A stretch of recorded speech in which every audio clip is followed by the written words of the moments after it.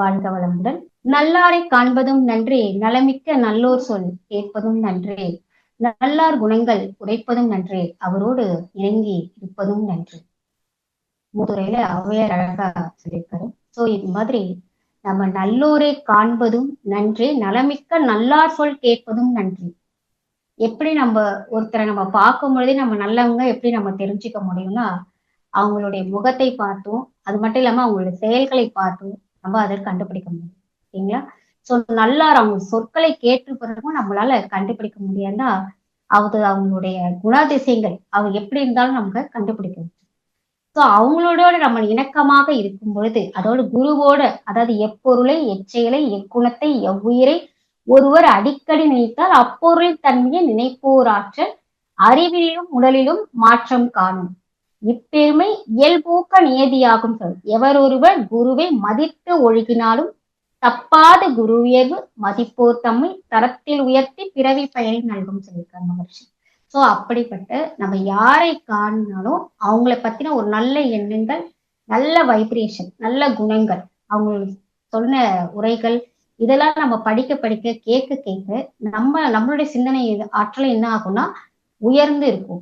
ஓகேங்களா? சோ அப்போ அந்த குணங்களும் மட்டும் இல்லாம அவங்களுடைய சொற்களை கேட்குவதும், நல்லார் குணங்கள் உரைப்பதும், அவரோடு நாம் இணைந்து இருப்பதும் மிக மிக நன்று. அதான் நம்ம எப்பொருளை எச்செயலின் போது மகரிஷியோடு நம்ம நினைக்கும் பொழுது அதோட தன்மையாக, அவரோட அந்த இயல்பூக்க நியதியாக நம்மளுடைய தன்மைகளாக மாறாது. இதை நம்ம இன்னைக்கு சிந்திக்கிறோம். பண்பை பத்தி மகரிஷி அழகா சொல்றாரு பாருங்க. அதுவும் 1955ஆம் ஆண்டு 2/1 அன்னைக்கு எழுதுது. ஜனவரி மாசத்துல 2ஆம் தேதி என்ன சொல்றாருன்னா, சிந்தனையுடன் செயலும் செயலுடன் சிந்தனையும் பந்தித்து நிற்க பழகுதல் நற்பண்பு. நற்பண்பு என்னும்போது நம்ம பண்புகளை ஃபர்ஸ்ட் குறிக்கணும் இல்லையா? என்னென்ன பண்புகள் உங்களுக்கே தெரியும். நல்ல பண்புகள் என்னென்ன இருக்கும் உங்களுக்கு? நல்ல நல்ல பண்புகள், அதாவது நம்ம நல்ல சிந்தனையோட இருக்கணும், நல்ல ஒரு கல்வி வளம் மிக்கதா இருக்கணும், ஒரு வாய்மை பொய் பேசாம இருக்கணும், தற்பெருமை இல்லாம இருக்கணும். ஸோ அந்த மாதிரி நற்பண்புகளை நமக்குள்ளாக இந்த வாய்மை சொல்லுவாங்களே, ஒரு 12 சிந்தனைகள் நற்பண்புகள். அப்போ அந்த சிந்தனையுடன் செயலும் செயலுடன் சிந்தனை. எப்பவுமே எண்ணம் எப்படி வேணாலும் நம்ம எண்ணிக்கலாம். ஆனா சிந்தனைன்றது ஒரு சிலரால மட்டும்தான் சிந்திக்க முடியும். அப்போ சிந்தனையுடன் எப்படி இருக்கணுமா, செயலும் இருக்கணும். அந்த செயலுடன் எப்படி இருக்கணும், சிந்தனையும் பந்தித்து நிற்க பழகுதல் நற்பண்பு. ஒருத்தர் சொல்லுவாங்க, ஒருத்தர் சொல்றது வேறது செய்யறது ஒண்ணா இருக்கும் இல்லையா? அந்த மாதிரி இல்லாம அது நல்ல பண்புக்கு அடையாளம் இருக்காது. ஸோ அப்படி அதாவது ரஜினிகாந்த் ஸ்டைல சொல்லுவாங்கன்னா, நான் சொல்றதுதான் செய்வேன், செய்யறதா சொல்வேன் இல்லையா? ஸோ அந்த மாதிரி நம்ம சொல்றத சிந்திச்சு நம்ம சொல்லணும். அந்த சொல்லை செயலை நம்ம உட்படுத்தணும். அதான் சிந்தனை, விளக்கம், விழிப்பு, செயல்பாடு ஜீவனை விடுதலை வழி வாழ வைக்கும் சொல்லுவாங்க. அப்ப எப்படி இருக்கணும், நம்ம சிந்தனை ஒரு விழிப்பு நிலையோட இருக்கும். ஓகேவா? அந்த விழிப்பு நிலையோட இருந்து நம்ம சிந்திச்சோம்னா அந்த செயலும் எப்படி இருக்கும், ஒரு நல்ல விதமாக இருக்கும். அதோட அது நின்று நாம் பழகும் பொழுது நம்மளுடைய பண்புகள் எப்படி இருக்கும், நல்ல பண்புகளாக, நற்பண்புகளாக மாறவும். இதே மகரிஷி ஒரு பெரியும் நம்ம இன்னைக்கு பார்க்க போற அந்த தலைப்பை ஒட்டிதான் நிறைய இருக்கும்.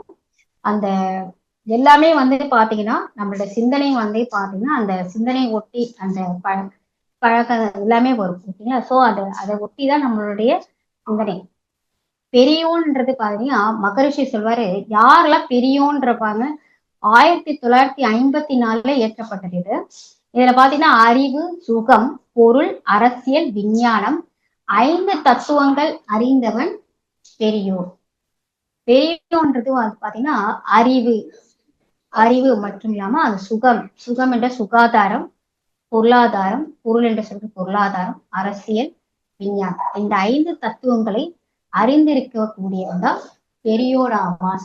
அப்ப அந்த பெரியோர்ன்ற போது அந்த அறிவு கூட எப்படி இருக்கணுமா, அறிவு நல்ல வளர்ச்சி பெற்ற நிலையில் அறிவை கூட பாத்தீங்கன்னா புலன்கள் வெல்வது எளிதில் வரும். அறிவை எப்படி இருக்கும், புலன்கள் வெல்வது இயல்பு. ஆனால் அந்த அறிவால் புலன்களை வெல்வது அரிதில் வரும் மகரிஷி. அப்போ அந்த புலன்களை எல்லாம் நம்ம தாண்டி அறிவை நல்ல ஒரு வளர்ச்சி நிலையில் நம்ம கொண்டு போகணும். அதே மட்டும் இல்லாமல் சுகாதாரத்துறையிலும் நம்ம வளர்ச்சி அடைந்து அதை பற்றி நம்ம தெரிந்து கொள்ள வேண்டும். பொருளாதாரத்திலும் உயர்வு பெற வேண்டும். மேலும் அரசியல் போது பார்க்கும்போது எல்லாமே எல்லா துறைகளும் கலந்து இருக்கும் இல்லையா? அறிவுத்துறையிலும் சரி, சுகாதாரத்துறையில், பொருள், விஞ்ஞானம் எல்லா துறையிலும் கலந்திருக்கக்கூடிய அரசியல், விஞ்ஞானம் சார் விண்ணை பற்றிய ஆராய்ச்சி. இந்த 5 தத்துவங்களும் அறிந்து வந்தால் அறிவு. நல்லோர் இயல்புன்னு சொல்லும்போது இது எல்லாவற்றையும் நாம சிந்திக்க இருக்கின்றோம். இதே பெரியோர் இப்ப பார்த்தோம், அவங்களுடைய இயல்பு எப்படி இருக்குன்னு பாருங்க. பெரியோருடைய இயல்பு இது 1954 31ஆம் நாள் மகரஷாக ஜனவரியில இயற்றப்பட்டது. இந்த எளிமையான இப்ப நம்ம பார்க்க போற தலைப்பு ஒட்டி பாத்தீங்கன்னா எல்லாம் மாக்கோலமாய் விளைந்த அதிகரங்கிறது எடுத்ததான் இந்த பாடல். அதுவும் 2 வரையில இருக்கிற அழகான இந்த கவிகள் எல்லாம் பார்க்கும்போது இது நீங்களும் உள்வாங்கிக்கிட்டு அப்படியே நம்ம செயல்படுத்துறதுக்கு ரொம்ப ஈஸியா இருக்கும். இதே 641வது கவி. அதுவும் அந்த பெரியோர் நான் சொல்லும் பொழுது அவங்க அறிவியல் வளர்ச்சி பெற்றவரா இருக்கும், சுகாதாரம் துறையிலையும் எல்லாவற்றிலும் அந்த 5 தத்துவங்களும் அவங்க நல்ல ஒரு இயல்பான முறையில பெரியோராக இருக்க வேண்டும் சொல்லியிருக்கோம். ஸோ அதே பெரியோர் இயல்பு எப்படி இருக்கும்னு பாத்தீங்கன்னா அவங்க உணவில் எப்படி இருக்கணும், எளிமையான உணவு. நம்ம சொல்லுவோம் இல்லையா, சாத்வீக உணவுன்னு சொல்லுவோம். ஸோ சாத்வீக உணவாக எடுத்துக்கொள்வார்கள். உழைப்பில் கடுமை இருக்கும், ஒழுக்கத்தில் உயர்வு. இதுதான் அவங்களுடைய உத்தம இயல்பாக இருக்கும். இதுதான் பெரியோருடைய இயல்பாக இருக்கும். இதுதான் நல்லோருடைய இயல்பும் கூட. ஓகேவா? சோ அப்ப நல்லோருடைய இயல்பு என்னும்போது இந்த பெரியோருடைய இயல்பும் சேர்ந்து அட்டாச் பண்ணும்போது நமக்கு அது நன்றாக விளங்குது. அப்ப உணவில் எப்படி இருக்கணும், எளிமையாகவும், உழைப்பில் கடுமை காட்டவும், ஒழுக்கத்தில் உயர்வாகவும் இருக்கக்கூடியதா உத்தமர் இயல்பாக இருக்கும். இதே நம்ம இப்ப டாபிக் வந்துருவோம். டாபிக்ல பாத்தீங்கன்னா நம்மளுடைய நல்லோர் இயல்பு. இது மகரிஷி பாத்தீங்கன்னா 1963ஆம் ஆண்டு 26/12 டிசம்பர்ல இயற்றப்பட்டது. 636வது கவி. அதுல பாருங்க, நன்மை பிறர்களித்து நஷ்டத்தை தான் ஏற்று இன்பம் அடைவார்கள் ஈசன் நிலை அறிந்தோர், வன்மை வழக்குடையோர் வருந்தினும் அருள் கூர்ந்து மென்மொழியால் அவர்களுக்கும் மிக அன்பாய் பதில் சொல்வர். பாருங்க எவ்வளவு அழகா கொடுத்திருக்காரு மகரிஷி. நன்மை பிறர்களித்து, இந்த ஒரு பிக்சர் கூட பாத்துருங்க, அந்த கொடையை கூட பாருங்க பெண்களுக்கு கொடுத்துட்டு இவர் மழையில நனைறாமே போட்டு. ஸோ நன்மை பிறர்களித்து நஷ்டத்தை தான் ஏற்று. இப்ப அதாவது மகரிஷி பாத்தீங்கன்னா அவருடைய 40 ஆண்டு காலமாக அவர் ஆராய்ச்சி பண்ணி நமக்கு என்ன கொடுத்திருக்காரு, எளிய முறை உடற்பயிற்சியை கொடுத்திருக்காரு. ஸோ அவர் பாருங்க நன்மை மக்களுக்காக தன்னுடைய உடம்பையே வருத்தி கொண்டு நஷ்டத்தை தான் ஏற்று இன்பம் அடைவார்கள் ஈசன். அப்ப 40 ஆண்டு காலமாக ஆராய்ச்சி பண்ணி நமக்கு காயக்கல்பம் மற்றும் எளிய முறை உடற்பயிற்சி இதையெல்லாம் நமக்கு அளித்து ஈச நிலையை அடைந்திருக்காங்க. சோ அப்படிப்பட்ட மகரிஷியை நாம் எப்படி இருக்கணும், நம்ம அவருடைய இயற்றப்பட்ட அந்த எளிய முறை உடற்பயிற்சி நாம் டெய்லி தினந்தோறும் செய்யக்கூடிய நல்ல ஒரு ஆசானுக்கு நாம் நன்றி கடனாக இருக்கணும். மற்றும் வன்மை வழக்குடையோர் வருந்திடனும் அருள் கூர்ந்து. வன்மை வழக்குடையோர்னா என்ன சொல்லுவாங்க, சில பேர் பார்த்தா ஏட்டிக்கு போட்டியாவே பேசுவாங்க. இவங்க என்ன இப்படி பண்ணலாமா, அப்படி செய்யலாமா அப்படின்னு சொல்லிட்டு. நம்ம இதுல கூட பாத்தீங்கன்னா நம்ம அறக்கட்டளையில நிறைய பேர் பார்ப்பாங்க. சில பேர் பார்த்தா வம்பு வழக்கு வளர்க்கறதுக்கிட்டே வருவாங்க. ஸோ நீங்க சொல்றது நான் அப்படியே ஏத்துக்கிட்டு நடக்கணுமா இல்லையா, சோ நாங்க சொல்றத நீங்களாம் சொல்றத நாங்க கேட்கணுமா அப்படின்ற மாதிரி வம்பு வழக்கு அப்படின்னு சொல்லிட்டு இது கூட ஒரு கதை சொல்லுவாங்க. என்னன்னா, மேல ஒரு காட்டுல சிங்கராஜா மேல தண்ணி குடிச்சிட்டு இருப்பாரா, கீழே பாத்தீங்கன்னா ஒரு ஆத்தனுக்கு கீழே நரிகள்லாம் அந்த மேல அடிவில விழுற தண்ணியை தான் என்ன குடிச்சிட்டு இருக்கோம், அந்த தண்ணி கீழே விழுற தண்ணியை குடிச்சிட்டு மேல இருந்து சிங்கராஜா சொல்லுமா, நீங்க குடிக்கிற தண்ணியெல்லாம் அழுக்காகி நான் குடிச்சிட்டு இருக்கிறேன், அதனால நீங்க அசுத்தம் பண்ணாதீங்க அப்படின்னு சொல்லிட்டு கத்துமா. யாரு, சிங்கராஜா. உடனே நரி சொல்லுமா, இல்ல நீங்க குடிச்ச தண்ணியை தான் நாங்களே குடிச்சிட்டு இருக்கிறோம் அப்படின்னு சொல்லி. இல்ல முன்னோர்கள் குடிச்சிருப்பாங்க இல்லையா, அவங்க பண்ண அழுக்குகள்லாம் நான் குடிச்சிட்டு இருக்கிறேன். அப்ப பாருங்க எப்படி சொன்னாலும் அவங்களால ஏத்துக்கக்கூடிய அந்த மனப்பக்குவம் இருக்காது. அதாவது ஏட்டிக்கு போட்டியாக இவங்க கிட்ட எப்படி இருந்தாலும் நம்ம வம்பு வழக்கு, அதாவது வம்பு இது பண்றதுக்குள்ளே வருவாங்க சில பேர். ஸோ அப்படிப்பட்ட வழக்கர்கள் வந்தினாலும் அவங்களுக்கு என்ன பண்ணணும், நம்ம அருள் கூர்ந்து மென்மொழியால் நம்மளால எந்த அளவுக்கு மென்மையான மொழியாக பேசி அவர்களுக்கும் மிக அன்பாக பதில் சொல்லுவார். யாரு, நல்லோர் இயல்பாக இருக்கிறார்கள். சோ அதான் அன்னை தெரசா கூட நான் போட்டிருக்க பாருங்க, வெறுப்பது யாராக இருந்தாலும் நேசிப்பது நீங்களாக இருங்கள். இருப்பது யாராக இருந்தாலும் சரி, நீங்கள் நேசிப்பது நீங்களாக இருங்கள். யார் நம்மளை வெறுத்தாலும் சரி, இந்த மென்மொழியால் நாம் அவர்களுக்கும் என்ன சொல்லணும், மிக அன்பாக பதில் சொல்லி அவர்களை நாம் மேன்மையடைய செய்ய வேண்டும். இதுதான் நல்லோருக்கான அழகு, இயல்பான தன்மை. அடுத்து நம்ம சிந்தித்து பேச்சு, செயல், எண்ணம்.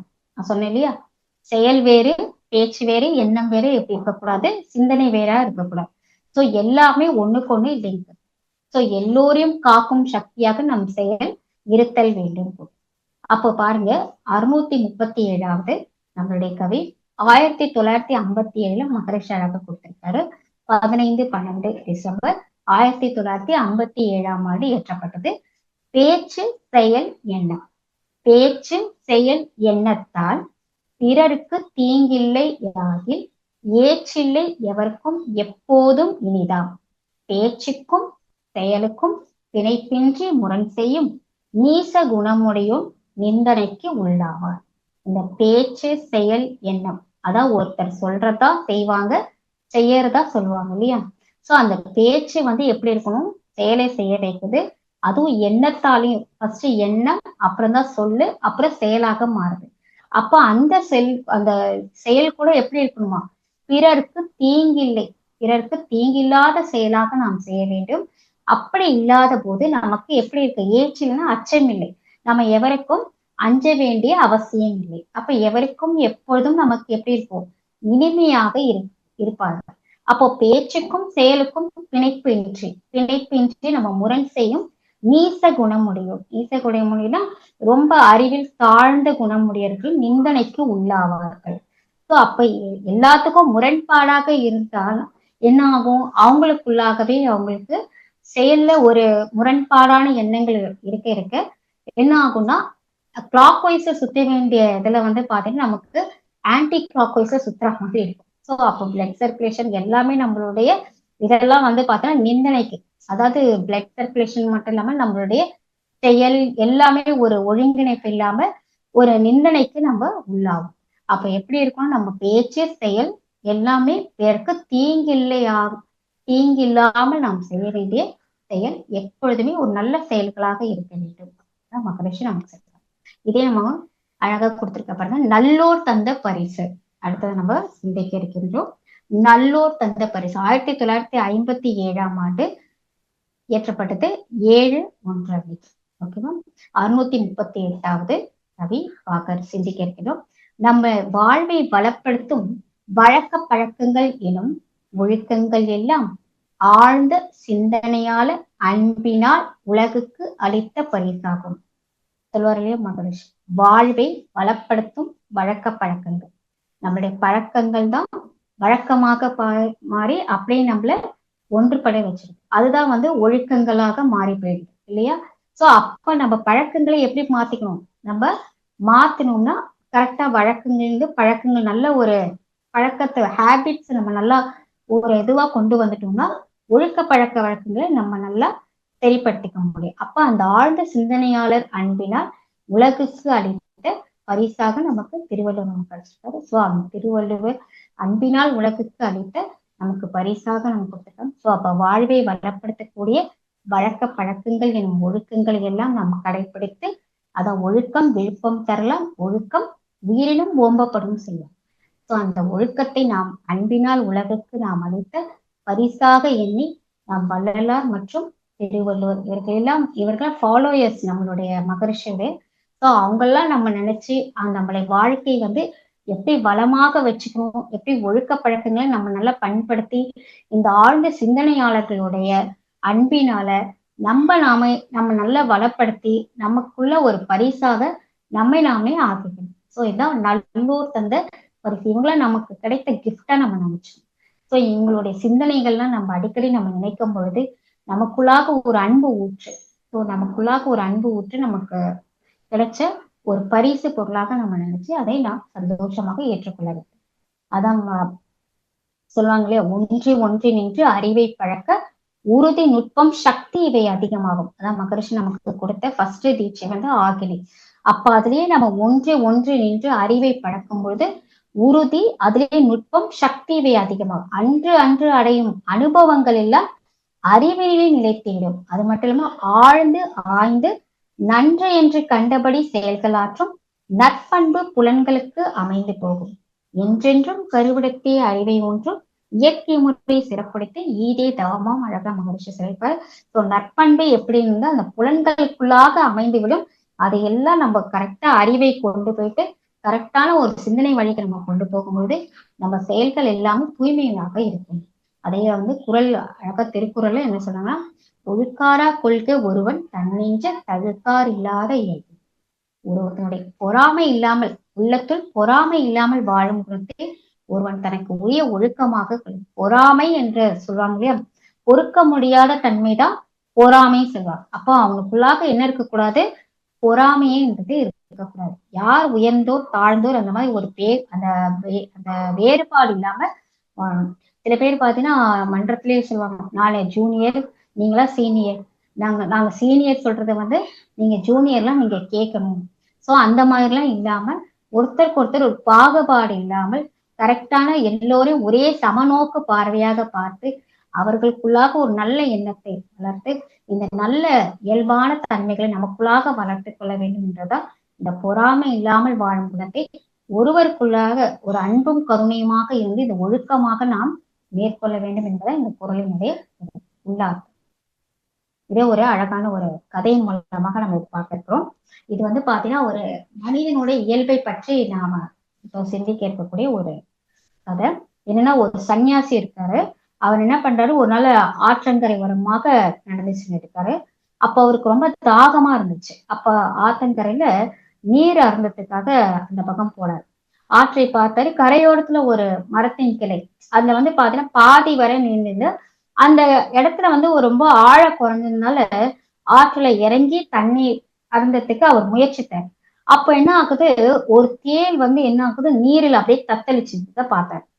சரி மரக்கிளையில ஊந்து கொண்டு அந்த தவறிதான் தண்ணியில விழுந்திருக்கும் அப்படின்னு நினைச்சிட்டு அவர் என்ன பண்றாரு, அந்த ஜீவனால நீந்த முடியாம அப்படியே தத்தளிச்சிட்டு இருக்காரு. அது உயிருக்கு போராடிட்டு இருக்கிறது அப்படியே பார்த்துட்டு இருக்காரு. சரி என்ன பண்ணலாம்னு சொல்லிட்டு அவர் உடனடியாக தனது உள்ளங்கைய தேலுக்கு கீழே நீருக்குள்ள விட்டு உள்ளங்கையில தாங்கி கரையில விட அப்படியே முயற்சி பண்ணாரு. அப்படி செய்யும் போது தேனுடைய குணம் தான் நமக்கு தெரியும் இல்லையா. அது என்ன பண்ணும், தேல் அது காப்பாத்துறாருன்னு அதுக்கு தெரியுமா, தெரியாது. எனவே என்ன ஆகும், டக்குன்னு அந்த சன்னியாசின உள்ளங்கையில அப்படியே டக்குன்னு கொட்டிடுது. தேல் கொட்டியது கையை அப்படியே சன்னியாசி டாக்டர் உதறாரு. அப்படியே உதறிட்டு திருப்பி என்ன பண்றாரு, தண்ணிக்குள்ள திருப்பியும் கையை விட்டு தேலை தத்தளிச்சிட்டு இருக்க தேலை திருப்பி எடுக்கிறாரு. மீண்டும் மீண்டும் அந்த மாதிரி செய்ய காப்பாற்ற முயற்சி எடுக்கிறாரு. ஆனா தேல் என்ன பண்ணுது, அது கொட்டிக்கிட்டே இருக்கு. அவ்வாறு பல முறை அந்த தேலை உள்ளங்கையில ஏங்கணும், தேலை அது கொட்டுவதும் அவர் உதறதும் இதே பார்த்துட்டு இருக்காரு கரையில இருக்கிற ஒரு அன்பர். அது பார்த்துட்டு இருக்கும்போது சன்னியாசி கிட்ட போய் கேட்கிறார், ஏன் ஐயா இப்படி செய்கிறீர்கள், தேல் கொட்டுவது என்பது உங்களுக்கு தெரியாதா, மீண்டும் மீண்டும் செய்ததே செய்து கொண்டிருக்கிறது என்று அப்ப உடனே அவர் சொல்ல, 2 அறிவு மட்டுமே ஜீவனாகிய தேலே தனது குணத்தை விடாமல் கொட்டி கொண்டிருக்கிறது. பாருங்க, 2 அறிவுல அந்த ஜீவனுக்கு மட்டும் எப்படி இருக்கு, அந்த தேல் கொற்றத்தன்மை அதுக்கு அந்த பண்பு அதுக்குள்ளாக இருக்குது. ஆனா நாம் பிறர் உதவி செய்வது என்ற அந்த தன்மை குணத்தை பண்பை நான் எப்படி விட முடியும், என்னுடைய பண்பு நான் பிறருக்கு உதவுவது. அதனால நான் எப்படி அந்த பண்பை நான் உணரணும். இதே மகரிஷியுடைய தனி பார்வையில பார்க்கும்போது அந்த சன்னியாசி என்ன பண்ணலாம், வேற ஒரு அணுகுமுறையில பண்ணிருக்கலாம். என்னன்னா அவர் சிறிது மாற்றி இருந்தா துன்பம் இல்லாம அந்த தேலை உயிரையும் காப்பாற்றிக்க முடியும். என்னன்னா ஒரு குச்சி அல்லது ஒரு இலை ஏதாவது ஒண்ணு போட்டு அதுல இருக்க தேலை இருக்கும்படியா செஞ்சு அது கரையில விட்டு இருந்தா அது உயிர் பழிச்சிருக்கும் இல்லையா. அப்ப இருவருக்குமே துன்பம் இல்லாம இருந்திருக்கும் இல்லையா. அதான் நம்மளுடைய என்னென்ன சொல்லணும், தனக்கோ பிறருக்கோ, மகரிஷி சொல்வார் இல்லையா, ஒழுக்கம் என்பது தனக்கோ பிறருக்கோ, நமக்கும் துன்பம் இல்லாம இருக்கணும், பிறருக்கும் துன்பம் படுத்தாம இருக்கும். ஸோ தனக்கோ பிறருக்கோ தற்காலத்திலோ பிற்காலத்திலோ உடலுக்கோ உயிர் உணர்ச்சிக்கோ துன்பம் இல்லாமல் செய்கிறதா, மனதிற்கோ துன்பம் இல்லாமல் இருப்பதுதான் நம்மளுடைய ஒழுக்கம். ஸோ இந்த மாதிரி நம்மை பிறர் துன்பப்படுத்தினாலும் நாம் பிறருக்கு என்ன பண்ணணும், நல்லதே நாம் செய்ய வேண்டும் என்பதை இந்த கதையினுடைய உட்கருத்து. அடுத்தது நம்ம பார்க்க போது நல்லோரை பின்பற்று. ஸோ யார் யாரெல்லாம் நல்லோர்கள் உங்க சிந்தனையில இருக்காங்களோ அவங்கள நீங்க ஒரு ஃபாலோயர்ஸ், ஒரு யாராவது ஒரு அவங்கள ஃபாலோ. ஸோ நான் பார்த்திருக்கேன் ஏகாத்த மகரிஷி, அவருடைய நம்ம காந்தியடிகள் பிக்சர் போட்டுக்க. ஸோ நல்லோர் யார் யாரெல்லாம் நம்ம வள்ளலார் நீங்க எடுத்துக்கலாம். ஸோ உங்களுக்கு பிடிச்சவங்க, ஸோ உங்க கருமையத்துக்கு ஏற்ற மாதிரி அவங்கள நீங்க ஃபாலோ பண்ண முயற்சி பண்ணலாம். இது வந்து மகரிஷி எழுதின கவி 1957 9/1 அன்னைக்கு எழுதப்பட்டது. சீர்திருத்த நோக்குடையான் சிந்தனை செய் புவி வாழ்வை யார் திருத்தம் செய்துள்ளார் இதுவரையில் பார்த்திருந்த ஆராய்ச்சி நல்லொழுக்கம் அன்பு செயல் இவை அன்றோ வேறாச்சு அதனால் நீ விவேகமுடன் அவ்வழி செய். சீர்திருத்த நோக்குடையான், சீரை அதாவது சீர்திருத்தம் யார் திருத்துவார்கள்? சீர்திருத்தம் நமக்குள்ளாக, திருத்தத்தை நமக்குள்ளாக தான் கொண்டு வரணும். அதான் சிந்தனை செய்து விழிப்பு நிலையில் யாராவது நம்மள வந்து இந்த தப்பு உங்க மேல இருக்கு அப்படின்னு நம்ம சொல்லுவோம், நமக்கு உடனே கோபம் வருது. இதே எனக்குள்ளாக இருக்கக்கூடிய தவறுகளை நானே திருத்திக் கொள்வது, அதான் சீர்திருத்தம் என்பது எனக்குள்ளாக திருத்தம். அதான் அகத்தாய்வு செய்து கொண்டு உனக்குள்ளாக நோக்குடையார், சீர்திருத்த நோக்குடைய சிந்தனை செய்து புவி வாழ்வை, புவி வாழ்வை என்பது உலக வாழ்வை யார் திருத்தம் செய்துள்ளார். அதான் சொல்றாரு, உலகத்தில் உள்ள பிரச்சனைகள் நிறைய இருக்கும், அதை நாம யாராலையும் நம்ம திருத்தவே முடியாது. ஏன் ஒவ்வொருத்தரும் ஒவ்வொரு விதமாக இருப்பாங்க, பிரச்சனைகள் எல்லாம் ஒவ்வொன்றும் வரும் போகும். ஸோ இதையெல்லாம் நம்ம பார்த்துட்டு இருக்கணும்னு நம்மளே ஒரு தனி மனிதனும் திருத்தம் தான் பாருலகை நாம் திருத்த முடியும் இல்லையா? ஸோ அதான் நம்ம ஒரு ஒரு சின்ன ஒரு இதுல கூட பார்ப்போம். ஏன்னா ஒரு ஒரு வரைபடம், ஒரு ஆசிரியர் வந்து ஒரு வரைபடம் உலக வரைபடம் கொடுத்துட்டாங்க. உலக வரைபடம் கொடுத்துட்ட பிறகு என்ன பண்ணாரு, பின்னாடி பேக் சைட்ல உங்களுடைய, அதாவது உங்களுக்கு பிடிச்ச ஒரு உருவத்தை வரைஞ்சிடுங்க. சரி, நல்லா ஒரு பசங்க எல்லாம் வந்து அழகா ஒரு ஒரு பொம்மை படம் அந்த மாதிரிலாம் வரைஞ்சிடுச்சு. இப்ப நல்லா ஒரு 4-5 பாகமா கிழிச்சிடுங்க சராசரி. ஸோ அத மாதிரி கிழிச்சிட்ட பிறகு திருப்பி இந்த உலக வரைபடத்தை நீங்க வந்து ஒட்ட முடியுதான்னு பாருங்க. அது யாராலையும் ஒட்டவே முடியல. ஏன்னா ஒவ்வொரு பார்ட்ஸா பிரிச்சுட்ட பிறகு கிழிச்சிட்டாங்க, திருப்பி அது ஒட்ட வைக்கவே. சரி, அதே வந்து பின்னாடி இருக்கிற அந்த பொம்மையை வச்சு நீங்க ஒட்ட வைங்கன்னு பாக்கலாங்க. கரெக்டா அந்த உருவத்தை வந்து இது பண்ணும்பொழுது கரெக்டா உருவத்தை வச்சு நம்ம இது பண்ண, மனிதனுடைய உருவத்தை வச்சு நம்ம இது பண்ணும்போது கரெக்டா ஒட்டிச்சு. ஸோ பின்னாடி இருக்கிறது உலக வரைபடம் கரெக்டா இருக்கும் இல்லையா? ஸோ அந்த உருவம் அது வந்து மனிதனுடைய உருவம். அப்போ மனிதனை ஒவ்வொரு தனி மனிதனும் நாம் திருத்தம் பெற்றால் உலகத்தையே நம்மால் திருத்த முடியும். அதை பார்த்திருந்த ஆராய்ச்சி நல்லொழுக்கம் அன்பு செயல், அன்பாலையும் செயலாலையும் நம்மளால் திருத்த முடியும். அப்போ ஒவ்வொருத்தரையும் ஒரு அன்பும் கருணையுமாக இருந்து அவங்கவுங்க செயல்களை அவங்களாகவே திருத்திக் கொள்ள வேண்டும். அதுதான் ஒரு அறக்கட்டளையில ஒரு அம்மா டெஸ்ட் வச்சாங்க பேராசிரியர்கள். அந்த அம்மா என்ன சொன்னாங்கன்னா, டெஸ்ட் வச்ச பேராசிரியர்கள் சொன்னாங்க, அம்மா நீங்க எல்லாம் வந்து தனித்தனியா உட்காந்து எழுதணும். ஏன்னா டெஸ்ட்னும் போது நம்ம என்ன பண்ணுவாங்க, தனித்தனியா உட்கார வச்சு எழுத வைப்பாங்க இல்லையா ஆசிரியர். உடனே சரிம்மா ஓகே எல்லாரும் தனித்தனியா உட்காந்துட்டாங்க. ஆனா ஒரு 2 அன்பர்கள் மட்டும் நாங்க தனித்தனியெல்லாம் உட்கார மாட்டோமா, நாங்க எப்பவும் போல பக்கத்தா உட்காருவோம், அதுவும் காப்பி அடிச்சுதான் எழுதுவோம் அப்படின்னு சொல்லும்போது நம்ம என்ன சொல்ல முடியும் இல்லையா? சோ அவங்களாலவே அவங்கள திருத்து. இப்ப இவங்களே இப்படி இருக்கும்போது அவங்க எப்படி மத்தவங்களுக்கு வந்து அவங்க புரிய வைப்பாங்க? சோ இவங்களுக்கு கீழே இருக்கிற மாணவர்களை எப்படி அவங்க அன்பு செல்வங்களை அவங்க சொல்லும் போதே இவங்க எப்படி கேட்பாங்க இல்லையா? இவங்க ஒரு குரு நிலையில இருந்து ஒரு ஆசிரியர் சொல்வதே அவங்க கேட்காத பொழுது, அப்ப மாணவர்கள் அவங்களுடைய இடத்துல இருக்கும்போது அவங்க எப்படி இவங்களை வந்து ஒரு ஸ்கூலோ காலேஜஸ்க்கோ போகும்போது அப்ப அவங்களுடைய இது வந்து எப்படி கேட்பாங்க இல்லையா? சோ அப்ப நல்லோரை பின்பற்றும் போது ஒரு குரு நிலையில் இருந்து அவர்கள் சொல்வதை, அன்பாக சொல்வதை, செயலை புரிந்து கொண்டு சோ அதன்படி நாம் நடந்தோமானால் கண்டிப்பாக உலகம் நல்ல முறையில் திருத்தமே. இதே வந்து அவங்க வந்து ஏன் நான் செய்யணும், எதுக்காக நாம செய்யணும் அப்படின்னு அவங்க திருப்பி கேட்காம ஒரு குரு வழியில் அதை பின்பற்றி வாழ்ந்தவங்க கண்டிப்பாக ஒரு நல்ல வழியில் குரு காற்றிய வழியின் மூலமாக நாம் செல்லும் பொழுது கண்டிப்பாக இடையூறு எதுவும் இல்லாமல் குருவுக்கு தெரியும் இல்லையா, இவருக்கு இந்த இந்த இடத்துல இவங்களை வைக்கணும், இந்த இடத்துல இவங்க போக வைக்கணும்ன்றது குருவிற்கு நன்றாகவே தெரியும். ஸோ அப்படிப்பட்ட ஒரு நல்ல விவேகமுடன் அவங்களுடைய காட்டிய வழியில் நாம் செல்வோம், கண்டிப்பாக நமக்கு இடையூறு எதுவும். இப்போ குருவை நாம் பற்றினோம், நல்லோரை பின்பற்றும் பொழுது நாம் கண்டிப்பாக நல்ல வழியை நோக்கி நாம் செல்ல முடியும். அடுத்ததாக நம்ம நற்செயல். நற்செயல் என்னும்போது 30/12/1967 இயற்றப்பட்டது. 635. இதை இவ்வாறாற்றல் எவர் சொல்வாரோ, அதாவது என்ன சொல்வாரோ என்று அது அஞ்சி அஞ்சி ஆற்றுவது குழம்பாகி, எதை எவ்வாறு ஆற்றினால் ஏற்குமோ அறிஞர்களும் அதை தேர்ந்து ஆற்றி நலம் அடைந்திடுவீர் அடைந்திடுவீர். பாருங்க, இதை இவ்வாறு ஆற்றினால் எவர் என்ன சொல்வாங்க, ஐயோ இந்த நல்லது நான் செய்யறேன், இத நான் சொல்லும் பொழுது நான் எப்படி, ஐயோ இந்த மன்றத்துல போய் நான் அங்க சிந்தனை விளக்கம் போட்டிருக்காங்க, சில பேர் அப்படிதான் பயப்படுறாங்க, ஐயோ இந்த மன்றத்துல இருந்து நான் அங்க தத்து விளக்கம் போட்டுறேன், நான் போலாமா மேடம், போக கூடாதா அப்படின்னு ஒரு அஞ்சுவதில் ஒரு குழம்புல ஒரு நிறைய பேரு பண்றாங்க. என்ன சொல்லணும், எந்த அறக்கட்டளை இருந்தாலும் எந்த தத்துவ விளக்கமே எல்லா இடத்துலயும் போய், ஏன்னா உலக சமுதாய சேவா சங்கம் பொது நோக்கமுடையதாக பேசும். சோ அப்படி இருக்கும்போது எந்த அறக்கட்டளையில் எந்த இதுவா இருந்தாலும் நம்ம கண்டிப்பாக பொது நோக்கோட நம்ம செயல்படும் போது இதுல நீங்க குழப்பத்துக்கு எதுவுமே கிடையாது. அஞ்சுவதற்கும் நான் எங்க அறக்கட்டளையே நான் நிறைய தடவை சொல்லுவேன், எல்லா இடத்துலயும் போய் கேளுங்க. ஸோ நம்மளுடைய இடத்துல மட்டும்தான் போட்டா மட்டும் நம்ம ஒரு குறுகிய வட்டத்துக்குள்ளே இருக்கக்கூடாது, மனதை ஒரு விரிவான வளர்ச்சிகளை நம்ம கொண்டு போகணும். ஸோ விரிவான மரம் இருக்கும்பொழுதுதான் நம்ம எல்லா இடத்துலயும் போய் அங்கங்க என்னென்ன சொல்றாங்க என்பதை நம்ம கேட்க முடியும். அங்கங்க என்ன வளர்ச்சி அடைந்திருக்கிறார்கள் அதையும் நம்ம சிந்திச்சு அதை நாம் ஏற்றுக்கொள்ள முடியும். ஸோ அப்படி இருக்கும் பொழுது நாம் எதற்கும் அஞ்ச தேவையில்லை, குழம்பவும் தேவை. அதான் இதை இவ்வாறு ஆற்றல் எவர் என்ன சொல்வாரோ, ஐயோ நான் இது இப்படி செஞ்சுட்டா என்ன சொல்வாங்களோ அப்படி நம்ம அஞ்சவும் தேவையில்லை, குழம்பு. எதை எவ்வாறு ஆற்றல் ஏற்குமோ அறிஞர்களோ அதை தேர்ந்தாற்றி நலம் அடைந்திடுவீர் அடைந்திடுவீர். அதுவும் மகிழ்ச்சி பாருங்க, 2 தடவை போட்டிருக்கேன், அடைந்திடுவீர் அடைந்திடுவீர். சோ அறிஞர் உள்ளம், அவங்களுடைய உள்ளம் புண்படாத அளவுக்கு நீங்கள் அதனை செய்து அது எதை ஏற்றுக்கொள்ளுமோ, குருவிற்கு மனதார எதை ஏற்றுக்கொள்ளுமோ அதை தேர்ந்து ஆற்றி நலத்தை அடைந்திடுவீர் அடைந்திடுவீர். அதன் நல்ல செயல்களை நாம் ஆற்ற வேண்டும். நல்ல செயல்களை ஆற்ற ஆற்ற நம்ம உள்ளமும் நன்றாக பயன்படும்.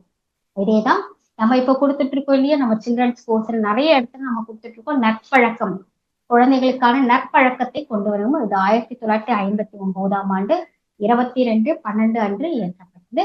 634வது மகரிஷி இயற்றப்பட்ட அற்புதமான ஞான களஞ்சியத்தில் பழக்கத்திற்கும் பூர்ண விளக்கத்திற்கும் இடையே பாருலகில் மனிதரெல்லாம் போராடுகின்ற பழக்கத்தை வளர்ந்த மக்கள் மாற்றுவது கடினம், பாலர்களின் நற்பழக்கம் பலன் விளைக்கும் எளிது.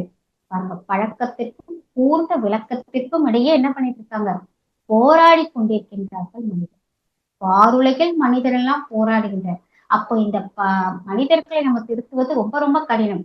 ஆனா குழந்தைகளாக இருக்கும் மக்களை நாம் திருத்துவது மிக மிக எளிது இல்லையா? அப்ப பாலர்களை நம்ம என்ன கொண்டு வரலாம், நல்ல பழக்கங்களை, நல்ல சொற்களை, நல்ல பயனுள்ள வார்த்தைகளை பேசி அவர்களை நல்லா பயன்படுத்தி நல்ல ஒரு பழக்கத்தை நாம் கொண்டு வர முடியும். ஏன்னா மனிதர்கள் பார்த்தா பழக்கத்தையும் விட முடியல, விளக்கத்தை கேட்டு அதன்படி வாழவும் முடியல. சோ ரெண்டுத்துக்கும் என்ன பண்ணிட்டு இருக்காங்க, போராடி கொண்டே இருக்கின்றார்கள் மனிதர்கள். ஆனால் பாலர்கள் மட்டும் நம்ம அழகான ஒரு நல்ல பழக்கத்தை நாம விதைத்தோமானால் அவர்கள் நல்ல வழியை நாம் அவர்கள் கூட்டி செல்ல முடியும். அதான் இந்த அழகான இந்த ஸ்டூடெண்ட் கேம்ப் எல்லாம் போட்டு இந்த கேம்ப்ல நல்லா அழகாக பசங்கள் எல்லாம் நல்லா அழகா கொண்டு சேர்க்க முடியும். நம்ம நற்பழக்கத்தை நம்ம அவங்களுக்கு சிறு வயதிலேயே நம்ம கொண்டு சேர்த்தா பலன் சீக்கிரமாக நமக்கு விளைவிக்கும் என்பது மகரிஷியின் நற்பழக்கம் என்ற நூலிலிருந்து ஏற்கும். இதே பாருங்க, பிணக்குகள் ஒழியல் 1961 11 ஜனவரி இயற்றப்பட்டது. 796. பொருள் மக்கள் பற்றற்றால் மொழி ஊர் நாடு புகழ் ஜாதி இனம் என்ற பற்றற்றே போ அருள் கருணை அன்பு அறம் தொண்டு என்ற அகன்ற நிலையில் அறிவும் செயலும் ஆற்றும். இது என்னுடைய பொருள், இது என்னுடைய மக்கள் அப்படின்னு பொருள் பற்று மக்கள் பற்று இல்லாமல் அதையெல்லாம் ஒழித்து, இதெல்லாம் இருந்தாலே என்ன ஆகுதுன்னா பிணக்குகள் தான், சண்டை சச்சரவுகள். இது என்னுடைய நாடு, இது என்னுடைய மொழி அப்படி அதுலயும் என்ன இருக்கக்கூடாது, பற்று இருக்க வைக்க கூடாதுன்னு சொல்லணும்.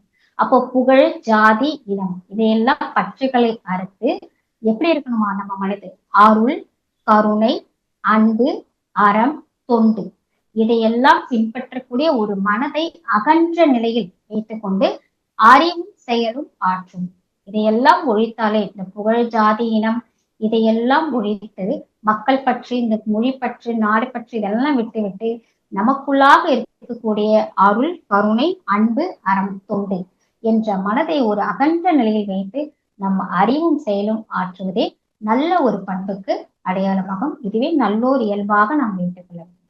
இதே அழகாக திருமூலர் கூட அழக ஒரு இதுல சொல்லியிருக்காரு. பாடல் 554 என்னன்னா, கொல்லான் பொய் கூறான் களவிடான் என் குணம் நல்லான் அடக்கமுடையான் நடுச்செய்ய வல்லான் பகுத்துண்பான் மாசிலான் கஷ்டாம் இல்லான் இனிமே அதாவது இல்லா இனிமையிலே நின்றானே.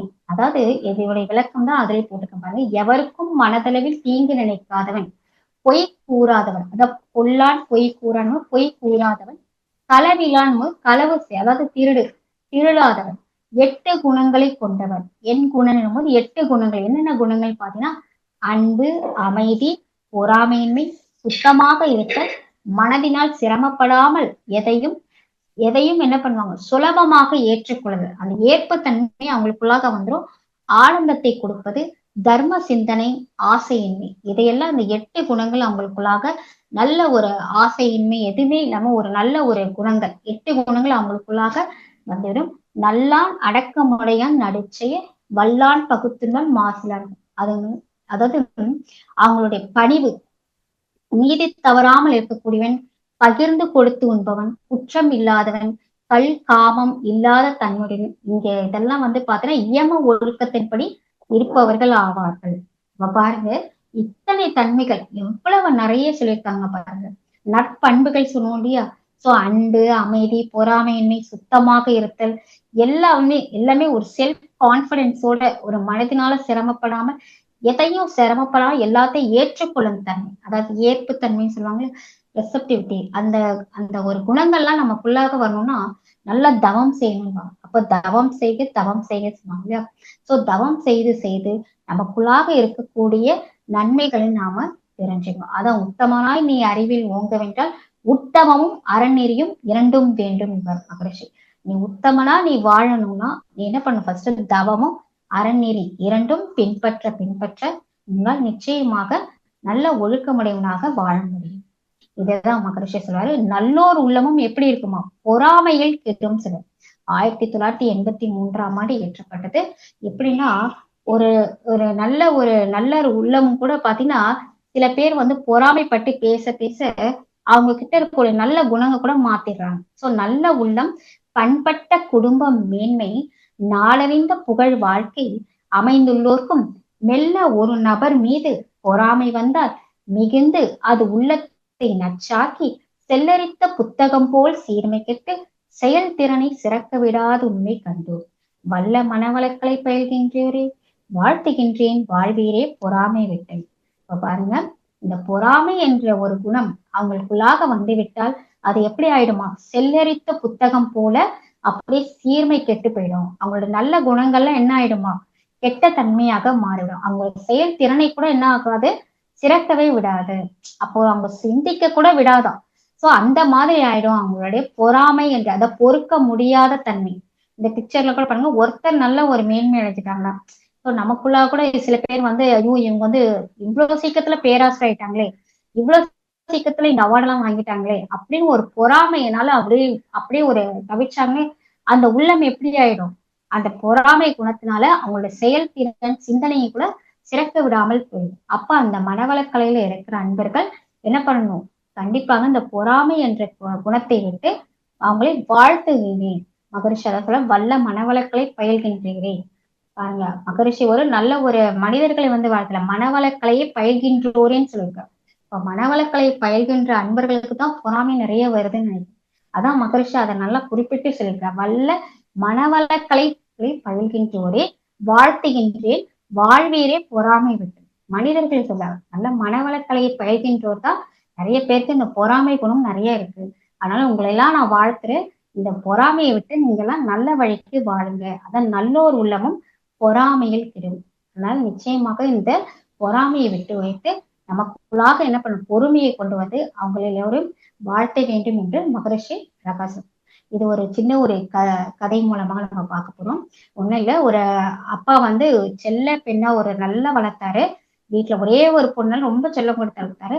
அப்புறம் ஒரு ஏஜாக அது வந்து ஒரு கல்யாணத்துக்கு கல்யாணம் பண்ணி கொடுத்துருவாங்களே, கல்யாணம் பண்ணுவாங்க. அந்த வேற வீட்டுக்கு போகும்போது அவங்களுடைய டிஃப்ரென்ஸான அது வேறுபாட்டோட்டு எண்ணங்களை பார்க்கும் பொழுது அதால ஏற்றுக்கொள்ளக்கூடிய பக்குவம் அதுக்கு இல்லை. ஸோ என்னால இது அந்த இடத்துல என்னால வாழ முடியாதுன்னு சொல்லிட்டு 2-3 நாளே திருப்பி வந்தாங்க.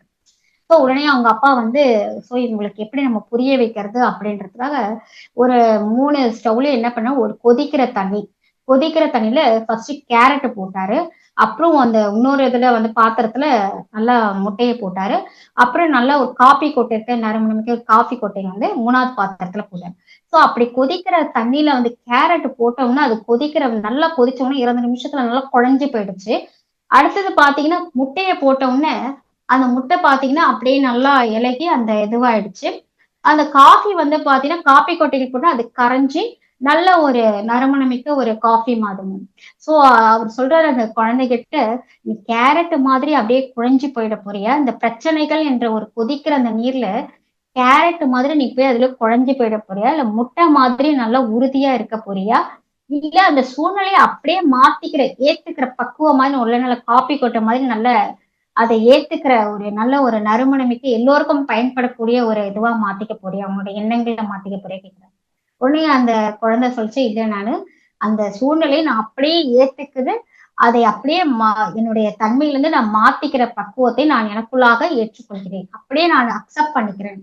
ஸோ கேரக்டர் மாதிரி அதுக்குள்ளேயே உழுந்து என்னுடைய பிரச்சனைகளே ஆழ்ந்து துயரத்துல போயிடாமலும் என்னுடைய மனசை வந்து நல்லா உறுதியாக்கிட்டு அதுலயே நான் பிரச்சனைகள் நினைச்சு நினைச்சு வருத்தப்பட்டு கவலையில மூழ்கி போயிடாமல் நினைப்ப காஃபி கொட்டை மாதிரி எனக்குள்ளாக நறுமணத்தை கொண்டு வந்து எல்லோருக்கும் பயன்படக்கூடியதாக நான் என்னை அந்த சூழ்நிலையை நான் அப்படியே மாத்திக்கிற பக்குவத்தை நான் எனக்குள்ளாக ஏற்படுத்திக் கொள்கிறேன் அப்படின்னு சொல்லிட்டு அந்த குழந்தை அவங்க அப்பா கிட்டே நல்லா சேலஞ்ச் பண்ணிட்டு போயிருக்கேன். ஸோ அப்படியாக நம்ம எப்படிப்பட்ட கேரக்டரா நம்ம இருக்கிறோன்றத நாமளே ஆராய்ச்சிக்கு எடுக்கணும். ஸோ நம்ம கேரட் மாதிரி இருக்கிறோமா, முட்டை மாதிரி இருக்கிறோமா, இல்ல நறுமணம் மிக்க ஒரு காஃபி கொட்டை மாதிரி எல்லோருக்கும் பயன்படும் விதத்துல நம்ம ஆத்மா இருக்கிறான்றத நீங்களே முயற்சி பண்ணிக்கணும்.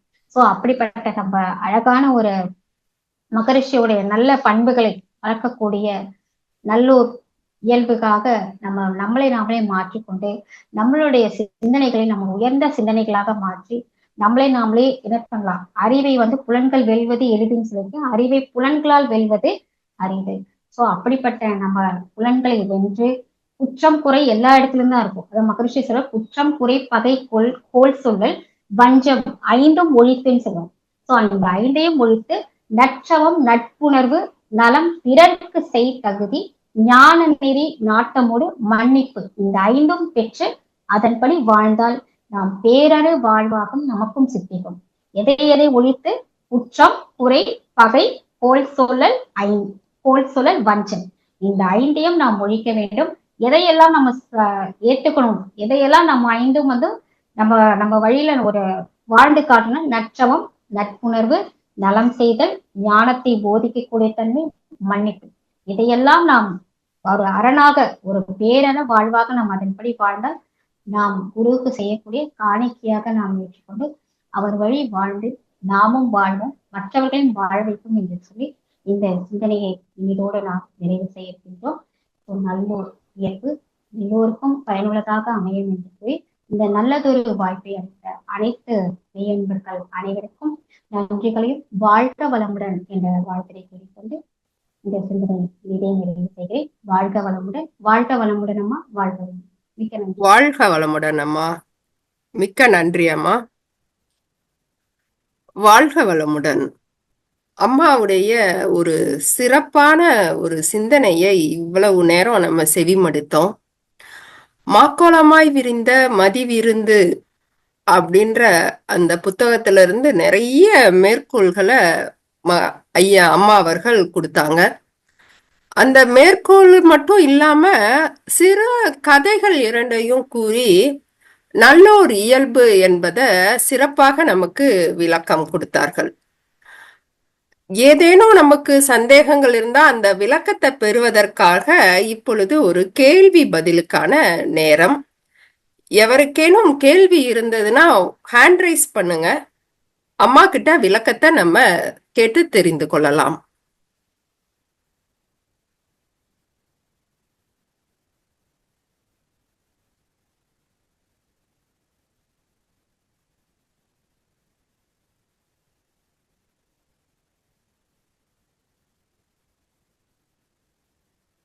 வாழ்க வளமுடன். யாருக்கேனும் கேள்வி இருக்குதா?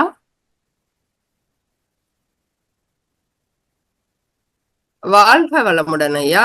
செவ்வேல் ஐயா, நீங்க அன்மியூட் பண்ணிட்டு உங்க கேள்வியை கேட்கலாம். வாழ்க வளமுடன் அம்மா. நம்மளுடைய நம்ம சூழ்நிலை இருக்கிறவங்கள பொறாமை குணம் அதிகமா இருக்கு மற்றவங்களுக்கு. அவங்கள இருந்து நம்ம எப்படிமா நல்வழிப்படுத்துறதுக்கு நம்ம என்ன வழிகள் நம்ம செய்யணும், நாம அதுக்கு உண்டான நம்ம என்ன நம்ம செஞ்சா நம்மளுடைய அந்த சூழல் நம்மள பாதிக்காத அளவுக்கு நம்ம என்ன வழிகள் செஞ்சா நம்ம மேன்மடையலாமா? வாழ்க்கை வளமுடன். இந்த பொறாமை என்பது பாத்தீங்கன்னா நமக்குள்ளாக வருவது பொறுக்க முடியாத தன்மைதான் பொறாமை என்பது மகிழ்ச்சி. அது இயல்பாகவே வந்துடும். ஏன்னா ஒரு சில பேர் ஐயோ இவ்வளவு நம்ம குறுகிய காலகட்டத்துல நம்ம இவ்வளவு சீக்கிரமா இவ்வளவு இதுவா வந்துட்டாங்களே அப்படின்னும் போது சில எழுச்சிகள் நம்ம உயிருக்குள்ளாக எழுச்சி பெறும்போது டக்குன்னு நமக்குள்ளாக பொறாமை வரும். அப்படி வரும் பொழுது நமக்குள்ளாக ஒரு சங்கல்பம் ஏற்படும். அதான் மகரிஷி கொடுத்த ஒரு சங்கல்பம். இனி இவர் எதை செய்து, அதாவது எவ்வளவு உயர்வு பெற்றாலும் அந்த உயர்வை தன்னுடைய உயர்வாக நினைத்து நீங்க அவரை வாழ்த்த வேண்டும். ஸோ அதை எப்படி வரும்னா நீங்க தவத்தின் மூலமாக தான் வரும். தவம் செய்ய செய்ய அந்த மனலட்சல் வேகம் குறைய குறைய அவரும் நம்மளுடைய நண்பர் தானே, அப்போ நாம் உயர்ந்தாலும் அவரும் உயர்ந்து, அவரும் உயர்வு நம்மளுடைய உயர்வு தான் அப்படின்னு சொல்லிட்டு ஒரு நல்ல ஒரு நட்புறவாக்கி கொண்டு அப்போ அவரை நீங்க ஒரு நல்ல ஒரு இனிமையான நட்புறவோட நீங்க அவரை வாழ்த்தணும். வாழ்த்த வாழ்த்த அந்த இனிமையுணர்வு அவங்க கருமையத்தில் பதிந்து கண்டிப்பாக அந்த மோதுதல் சிதறுதல் மூலமாக உங்களுக்குள்ளாக ஒரு இனிய நட்புறவு ஏற்பட்டு அந்த பொறாமை குணம் கண்டிப்பாக நீங்கிடும். அப்படிதான் நீங்க வாழ்த்தி தான் அவங்க சரி செய்யும். வாழ்க வளமுடன் ஐயா. வாழ்க வளமுடன்மா. நம்ம வாழ்த்தினால்தான் அந்த பொறாமை கணத்தை குறைக்கும், வேற எந்த விதத்திலையும் பண்ண முடியாது. ஆமா, ஏன்னா நம்ம ஒரே ஜீவன்ல இருந்து நம்ம எல்லாருமே வந்திருக்கோம். அவங்களும் ஒரு உயிர் தானே, அவங்களும் ஒரு கருமையத்துல இருந்து வந்தவங்க. ஸோ அப்போ நம்ம பொறாமைப்படும் போது அவங்களுக்கு அந்த வேகம் அவங்களுக்குள்ளாக திருப்பி நமக்கு ரீச் ஆகும். ஸோ நீங்க என்ன செய்யறீங்களோ அது திருப்பி உங்களுக்கே ரிஃப்ளெக்ட் ஆகும். ஸோ அதனால என்ன பண்ணணும், நீங்க வாழ்த்தாளிகளை நீங்க பரப்ப பரப்ப அந்த மனலட்சல் வேகமும் அவங்களுக்கும் அப்படியே குறையும். நமக்குள்ளாக ஒரு நல்ல இனிமையான ஒரு நட்புறவு ஏற்படும். சரிங்கம்மா, அதே மாதிரி செய்யறேங்கம்மா. வாழ்க வளமுடன். வாழ்க வளமுடன் ஐயா. நன்றி ஐயா. அடுத்ததாக குருவம்மாள் பாலகிருஷ்ணன், அவங்க அன்மியூட் பண்ணிட்டு உங்க கேள்வியை கேட்கலாமா?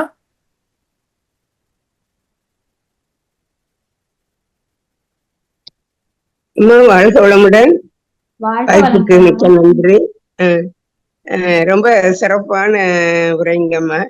அதுல அந்த தேளுக்கு சொன்னீங்க பாருங்க, அது எவ்வளவு தரம் கொட்டினாலும் நம்ம குணத்தை நம்ம மாத்தக்கூடாது. என்னங்கம்மா, நம்ம குணம் நன்மை செய்யறது அதுதானங்கம்மா அதனுடைய அர்த்தம். நம்ம எல்லோருக்கும் உதவணும்ன்றது பண்பு, நம்ம மனித பண்பு நம்ம மறக்கவே கூடாது. ஆமா, அவருக்கு நிறைய சம்பவங்கள் நம்ம நடந்திருக்கு இல்லையா? சோ அதெல்லாம் நம்ம அவருக்கு ஏற்பட்ட கஷ்டங்கள் நிறைய இருக்கு. சோ அதெல்லாம் நம்ம பார்க்கும் பொழுது நமக்கு அடையிற கஷ்டம்னா எவ்வளவோ இல்லைன்னு சொல்லலாம். அம்மா இன்னொரு கேள்விங்கம்மா, காலையில 5:15 பிரம்மக்குட்டி அம்மா பேசினாங்க. அந்த உரையை எப்படிங்கம்மா கேக்குறது திரும்ப? அது ஆழியர் ஐடி டீம் தான் கேட்கணும். பிரம்மக்குட்டி அம்மா பேசுறாங்க. பிரம்மக்குட்டி அம்மா பேசிருக்க மாட்டாங்க. ஸ்பீச் 5:15 ஒரு சிந்தனை உரை தான் கொடுத்திருப்பாங்க. அதான் அந்த சிந்தனை உரை தான். அவங்க சாமிஜியோட இருந்தப்ப நடந்த நிகழ்ச்சிகள் சொன்னாங்க. நடந்த நிகழ்ச்சிகள். ஆமா, காலையில 5:15 மணிக்கு ஒரு சிந்தனை கொடுத்திருப்பாங்க. ஆமா, ஒரு பேராசிரியர் கொடுத்திருப்பாங்க. துணை பேராசிரியர் பேராசிரியர். அது எப்படி நம்ம திரும்ப கேக்குறது? ஆமா, 5:15 மணிக்கு அது நடந்த ஒரு சிந்தனை விருந்தாக கொடுத்திருப்பாங்க. அதை எப்ப போல நீங்க 5:15 மணிக்கு நீங்க ஜாயின் பண்ணீங்கன்னா ஜூம்ல நீங்க கேட்கலாம். இல்லங்கம்மா, இப்ப இன்னைக்குதான் அவங்க பேசுனாங்க, நேத்து பேசல. இன்னைக்கு பேசுனதை எப்படி கேக்குறது திருப்பி அந்த அம்மா ஸ்பீச்ச? இன்னைக்கு 5:15 மணிக்கு அவங்க பேசிருக்க மாட்டாங்கம்மா. சிந்தனை உரை ஒரு துணை பேராசிரியர் இது மாதிரி நடந்திருக்கிற விவரத்தை சொல்லியிருப்பாங்க. சிந்தனையாக ஓ தான். ஆமா, அது நீங்க ஆஹ் அவங்க பேசுறதுதான் நினைச்சுக்கிட்டீங்க. ஆமா ஆமா அவங்க பேசுறாங்க அப்படின்னு தான் நான் ஆமா. எடுத்துக்கிட்டேன். திவ்யான்றவங்க சிந்தனை உரை கொடுத்திருப்பாங்க, 5:15 மணிக்கு சிந்தனை. ஆஹ் அதனைத் தொடர்ந்து தவம். ஆமா, ஆமா 9 தவம் ஏற்றிருப்பாங்க. அதான் இப்ப அந்த அம்மா அத அவங்களுடைய உரை எழுதி வச்சுதானே கொடுத்திருப்பாங்க. அப்ப அவங்கள்ட்ட கிடைக்குமா? இல்ல வாழ்க இல்ல. வளமுடன் அம்மா. அம்மா, சொல்லுங்கம்மா நீங்க சொல்லுங்கம்மா. நீங்க ஜோன்ல கேட்டுக்கோங்கம்மா. இன்றைக்கு இப்ப இருக்கிற சந்தேகத்தை மட்டும் ஜெயந்தி அம்மாட்ட கேளுங்க, சரியா? ஆஹ் ஆஹ் ஆஹ் சரி. சரிங்கம்மா. நன்றி அம்மா. வாழ்க வளமுடன். வாழ்க வளமுடன். அடுத்ததா கவிதா அவர்கள் அன்மியூட் பண்ணிட்டு உங்க கேள்வியை கேட்கலாம். வாழ்க வளமுடன் அம்மா, வாழ்க வளமுடன் அம்மா. வாழ்க எண்ணம் வளமுடன். சொல் எண்ணம் சொல் செயல் மூணுமே ஒன்னா இருக்கணும்னு சொன்னீங்கல்லம்மா. அது ஆமா ஆமா நமக்கு எண்ணம் சொல் செயல் நமக்கு நேர்மையா இருந்தாலும் எதிர்க்க இருக்கவங்களுக்கு அந்த மாதிரி எண்ணம் சொல் செயல் நம்ம எதிர்பார்க்க முடியலையே. அது அவங்களுக்கு அந்த குணத்துக்கு நமக்கு அது ஒத்து வர மாட்டேங்குது. ஆமாமா கண்டிப்பா. ஆமா, ஆஹ் நம்மளுடைய ஏன்னா 14 காரணங்களால நமக்கு மாறுது இல்லையா, வேறுபாடுகள், ஆமா. உருவம், அமைப்பு எல்லாமே வேறுபாடுதான் இருக்கு. ஒத்த உருவமைப்பு இருக்கிறதே கிடையாது. சோ அவங்கவுங்க பல்வேறு வேறுபட்ட, ஏன்னா அவங்கவுங்களுடைய கருமையும் வேறுபட்டதாக இருக்கும், அவங்களுடைய எண்ணங்கள் வேறுபட்டதாக இருக்கும். அது எப்படி நீங்க அவங்க எண்ணங்கள் என்னோட எண்ணங்களோட ஒத்து போகணும் அப்படின்னு நீங்க நினைக்க முடியாது. சோ ஒவ்வொரு எண்ணங்களும் வேறுபட்டதாக தான் இருக்கும். ஆனா உங்களுடைய எண்ணம் எப்படி இருக்கு நீங்க ஆராய்ச்சி எடுத்துக்கணும். உங்களுடைய எண்ணம் சொல் செயல் எப்படி இருக்கு, நம்ம கரெக்டா நடந்துக்கிறோமா, உங்களை நீங்களே ஆராய்ச்சி பண்ணிக்கணும். ஓகேங்களா? உங்களை நீங்களே சரிப்படுத்திங்க. அதான் நான் சொன்னேன், ஒரு தனி மனிதனுடைய இதுதான் ஒழுக்கம் தான் ஒரு நல்ல ஒரு குடும்ப அமைதியாக, ஒரு சமுதாய அமைதியாக நம்மளால இது பண்ண முடியும். ஒரு தனி மனிதனே அமைதி இல்லாம இருக்கும்போது நம்மளால ஒரு குடும்பத்தையோ ஒரு சமுதாயத்தையோ நம்ம விரிவடைந்து கொண்டு போற முடியாது. அதனால ஒரு தனி மனிதன் கண்டிப்பாக அவனுக்குள்ளாக ஆராய்ச்சி பண்ணி அவனுக்குள்ளாக எண்ணங்கள் சொல் செயல் எல்லாவற்றையும் அவங்க ஒழுங்குபடுத்திக்கணும். அதுக்குதான் சொல்றேன். அடுத்தது நல்லவங்களுக்காக ஏதோ ஒண்ணு போட்டீங்க, அது மறந்துட்டேன். நல்லவங்க என்னவோ சொன்னீங்கம்மா. அடுத்தது நல்லோர் உள்ளம் பொறாமையை கெடும் சொல்லிட்டு. ஆமா அது அம்மா கடைசியில கேரட் முட்டை அந்த இதெல்லாம் போட்டு காமிச்சிங்களம்மா. அன்னைக்கு நான் அது சரியா கவனிக்கல, அது என்னதுங்கம்மா? அது ஒண்ணு இல்லம்மா, உங்களுடைய மனம் ஒரு அன்பர் ஒரு குழந்தை, அதான் என்ன சொல்றது, ஒரு அப்பா மகளை ரொம்ப செல்லமா வளர்த்திருப்பாரு.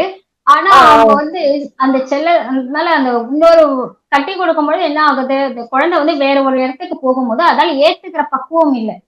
அங்க வேறுபட்ட மனிதர்கள் சந்திக்குது இல்லையா, சோ அப்போ அதால ஏத்துக்க முடியல, 2 நாளே திரும்பி வந்துருது.